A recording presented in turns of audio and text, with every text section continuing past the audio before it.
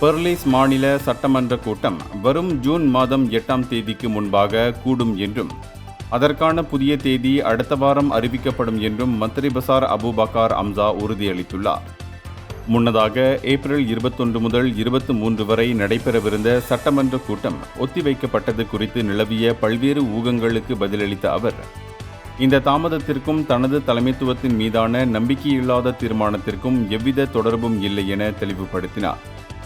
கடந்த ஆண்டு டிசம்பர் மாதம் மந்திரி பசாராக பொறுப்பேற்றது முதல் மாநில நிர்வாக விவகாரங்களை முறையாக சீரமைத்து சட்டமன்ற கூட்டத்தை மிகவும் நேர்த்தியாக நடத்துவதற்காகவே கூடுதல் கால அவகாசம் எடுத்துக்கொள்ளப்பட்டதாக அவர் விளக்கமளித்தார்.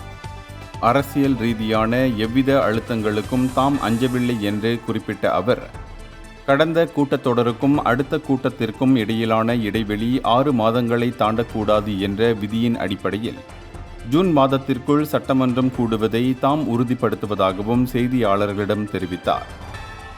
இந்தியர்களின் இதய குரல் மக்களோசை.